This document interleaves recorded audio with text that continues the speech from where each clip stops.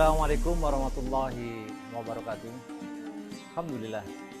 Alhamdulillah hamdan thayyiban barakan fi alaihi wa rabbuna yarda. Allahumma shalli wa sallim ala sayyidina Muhammadin wa ala alihi wa ajma'in. Pemirsa yang dimuliakan oleh Allah SWT, mudah-mudahan hari-hari Ramadan kita terasa nikmat sehingga kita bisa melakukan ibadah nafsiyah, ibadah maliyah kita bisa secara optimal. Hari ini kita akan mendiskusikan tentang salah satu peluang-peluang kebaikan yang diberikan oleh Allah Subhanahu wa Ta'ala, yaitu wakaf. Mungkin pemirsa sudah sering mendengarkan tentang wakaf.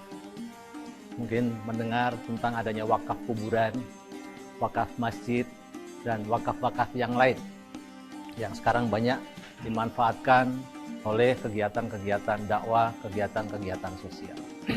Lalu sebenarnya, apakah sebenarnya wakaf itu?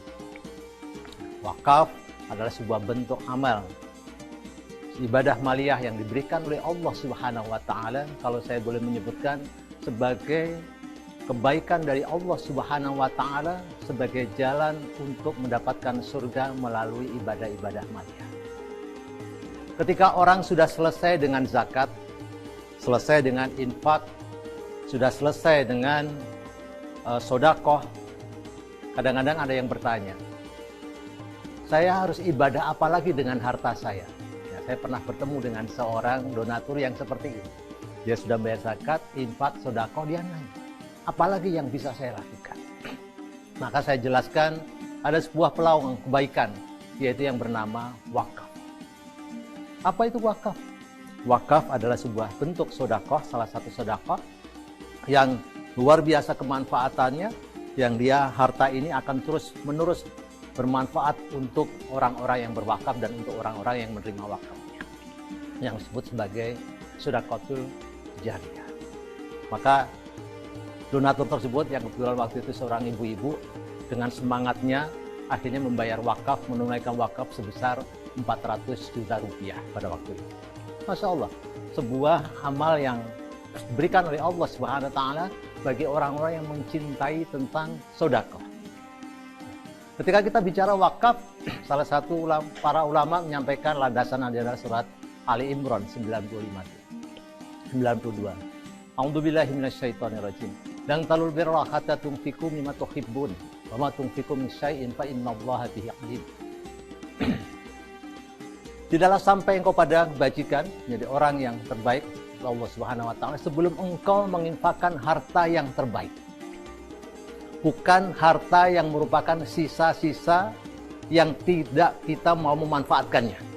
Baju bekas, ya, mungkin sesuatu yang bekas yang lainnya dan seterusnya. Tetapi adalah harta yang terbaik. Karena apa? Ini akan menjadi sodakotul jariyah. Sodakoh yang terus pahalanya mengalir abadi. Yang ibaratnya seperti gulungan salju, ya, yang terus akan mengalir, menggelinding, semakin lama semakin besar. Kisah tentang wakaf ini begitu banyak diceritakan dalam kisah para sahabat dan juga ulama-ulama.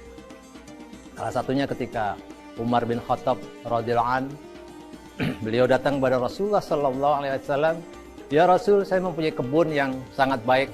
Apa yang bisa aku lakukan? Maka aku ingin memberikan semuanya kepadamu ya Rasul." Kata Rasulullah, "Tidak, Ustaz. Kamu berikan hasilnya saja. Pokoknya kamu tahan." Maka wakaf ini, yang bermakna al-wakaf ini adalah menahan. Menahan pokoknya, kemudian menyalurkan hasilnya. Ya, demikian juga kisah Utsman bin Affan radhiyallahu anhu. Beliau pernah berwakaf dengan sebuah wakaf yang luar biasa, yang disebut sebagai sumur Raumah. Kisah ini juga dibahas di dalam kitab salah satunya Man Yastari Alal Jannah. Maka disebutkan Utsman bin Affan ini pernah membeli surga 2 kali.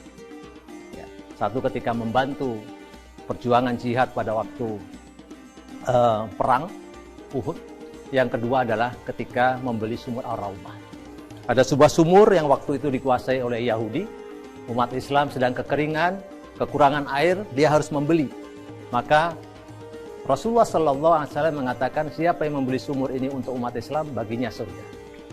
Maka Usman singkatnya langsung mendatangi pemilik tadi, membeli sumurnya yang awalnya hanya diberikan separuh, baru kemudian diberikan sepenuhnya, dibeli oleh Utsman bin Affan. Masya Allah.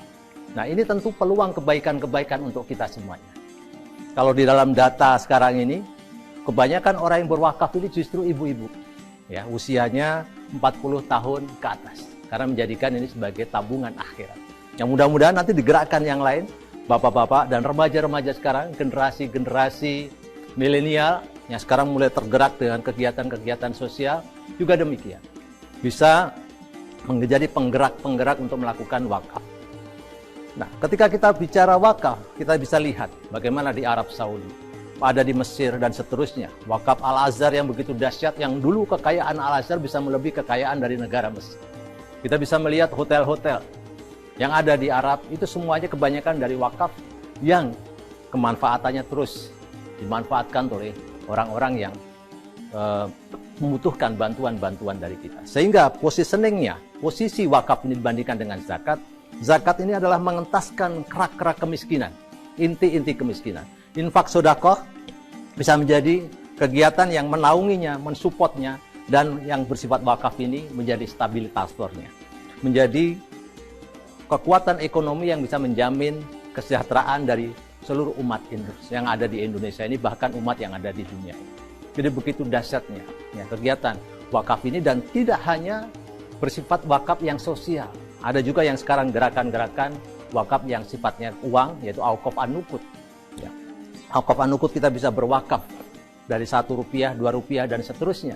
Dari dana tadi dikumpulkan, lahirlah rumah sakit, melahirkan bahkan hotel-hotel, bisa melahirkan sekolah-sekolah yang bermutu, dan seterusnya. Sehingga menjadi sebuah gerakan-gerakan ekonomi untuk umat, yang tentu umat yang akan merasakan nikmatnya dari wakaf ini tadi, dibantu dengan kegiatan-kegiatan yang lainnya. Nah, mari pemirsa sekalian, kita gerakkan hati kita.